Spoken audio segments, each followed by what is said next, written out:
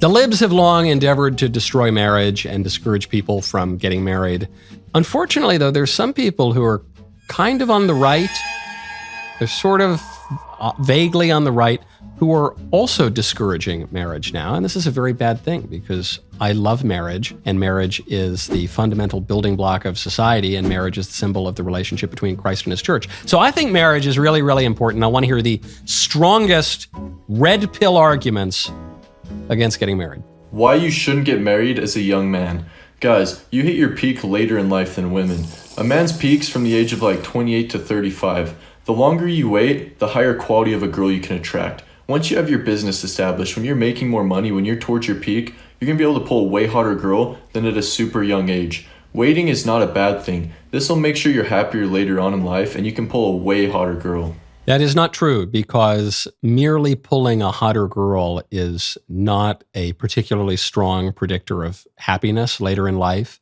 And depending on how much younger she is and how much hotter she is and what her background is, it might be quite the opposite. Is it okay to date a guy for money? Yeah. He's right that men are more established and probably more attractive to women starting around their late 20s into their early 30s. That's true. But what are some better predictors? Looks fade.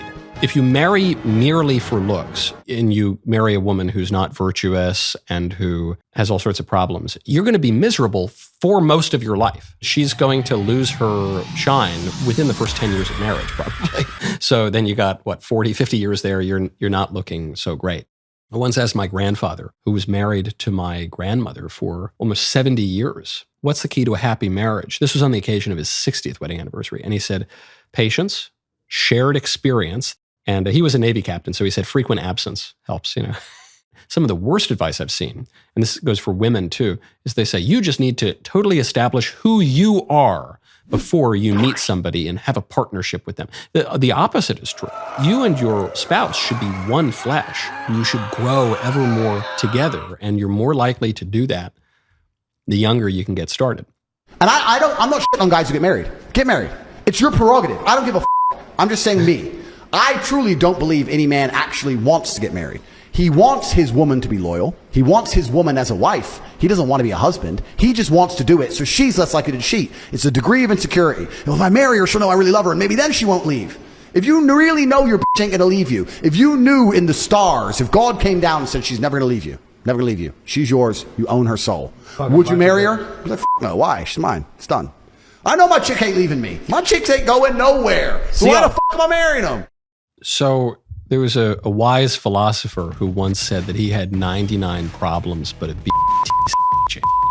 all of the things that can be difficult or frustrating or annoying about dating anyone just get multiplied when you have multiple girlfriends. The other reason that he's wrong about this is if you are the sort of guy who just sleeps around and pimps out women and is a degenerate, then you're going to have the character of a degenerate. This is why one of the advantages of marriage is that marriage civilizes men. It will tamp down your lusts. It will tamp down your selfishness. It will give you children who you can raise in a good and virtuous and responsible way. And it will give you much, much more joy, ultimately, than your hedonistic single life. People are going to tell me I shouldn't have children with multiple women. My argument to that is, okay, asshole, you got married to this girl. You were a shit husband. She left your ass.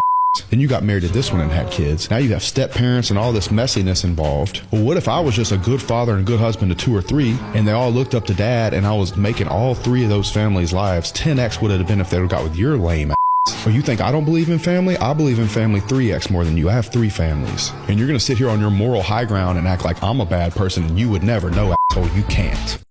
Yeah, he seems like a lovely fellow, doesn't he? Seems like a really good role model.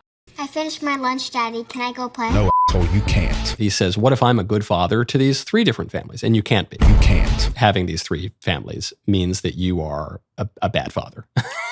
And you're not irredeemable necessarily, but you have done the wrong thing and you've messed up people's lives. And so you should try to do the right thing in as much as you possibly can. Apologize! He's right to point out that the modern concept of easy, no-fault divorce and blended families and all of that is essentially tantamount to polygamy. You get the stepfather and the stepmother and the step this and the step that, and the ex-spouse is not actually out of your life. You probably talk to that person almost every day because you've got to coordinate visits with the children and child support and alimony and visitation and this, that, and the other thing. And if you get remarried in a civil way, then you have another wife or another husband. And so, but that doesn't make you worse than that guy. It's just the same thing. It's the same thing, except in a way, what he's doing is worse, because Aristotle has these 4 kinds of people: the self-indulgent, who do bad things and love doing bad things; the incontinent, who know they should do good things, but they do bad things out of weakness;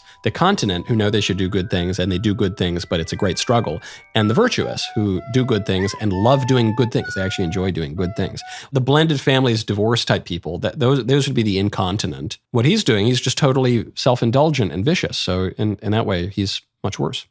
Men shouldn't even get married to women. I'm gonna be honest. I gotta be honest on the show. You said men shouldn't get married to women? Not, what do you mean not by in that? 2023. There's no incentive for you to get married to women. There's no benefit for you to get married to women. Why do you feel that way? It's not a feeling. It's a knowledge. There is no benefit. Name one benefit that a man gets marrying a woman. If you're not factoring in your emotions, then yeah, that makes sense. What do you mean? Like you just said, well, yes, marriage is often known as a business proposal.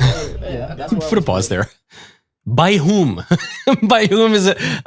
Even back in the olden days, when marriages would be contracted for political alliances, or they didn't refer to it as a business. It wasn't like just a purely commercial, clinical endeavor. It's so low.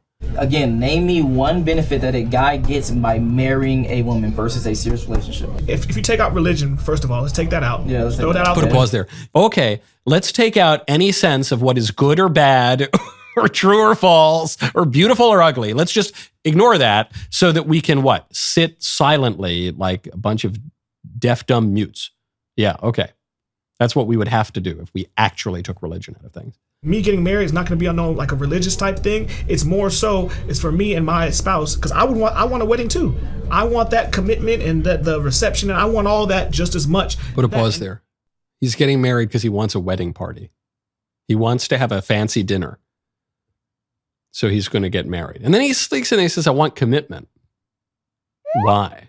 Because it's good for you, at least? Okay, why is it good? It's better than not commitment? Okay. Well, if some things are better than other things, then that implies that there's a maximum good, which is a religious matter. Take out religion, first of all. Let's take that out. It's not even their fault that they don't know. They've been raised in an ignorant way. Family law is like the number one reason why you should never get married. I'm not saying don't have kids. I'm not saying don't have a relationship with a woman or women, whatever your game happens to be. I'm not saying any of those things. All I'm saying is don't ever live in a way that invites the government to decide what happens to your kids, to your Put a pause there. There is no way of avoiding that. It is inevitable. If you have a child out of wedlock, the government has exactly as much of a say over your kids as would have been the case had you been married and then divorced. What this guy's saying is basically, don't get married, because if you get married, your wife might leave you, and then the family courts might have a say over how your kids are raised. So instead, just skip to that part where the courts have a say over how your kids are raised. Just skip to the miserable part of that and don't have any of the even hope of having a good, stable family. That doesn't sound like very good advice. Do you want to be married? Good question. Younger me would say no, absolutely not. And the reason younger me would say no is because I'd come up with all the arguments that there's no legal advantage really, and the woman can wreck you, and you can lose all of your things, etc. But as I get older, maybe I'm getting a bit softer. Maybe I do think sometimes you need to make a decision based purely on love and have the faith of love and faith in your love enough to say, I don't care what the government's going to do about this because I truly believe in us and I think we're going to make it. Would I get married? Perhaps. Some point, yes, in the future, I might get married. Yeah. That's good. This is where maybe I'm softer on someone like Andrew Tate than a lot of people are, because I think there, but for the grace of God go I. And, I was an atheist for 10 years, and I know how tempting all of that is. He's just been living in a kind of an adolescence with all sorts of horrible effects for the people around him for a long time. But that's true of a lot of people in society. And I think, well, if he's If he is sincerely going to turn his life around and repent, then that's good. He should do that. It's never too late to do that. I'd never get married, no. I don't see the tactical advantage to getting married. But it should be a warning sign, too. I mean, Andrew Tate's a cautionary tale, not just because he got arrested by the Romanian police, but because of the kind of life he has led for a very long time, which is dissolute and degenerate and harmful to people and obviously not conducive to virtue or human flourishing. It's good to learn from your mistakes, but it's much better to learn from other people's mistakes. And take these fellas as a cautionary tale. Okay, that's it. Go get married. Have children.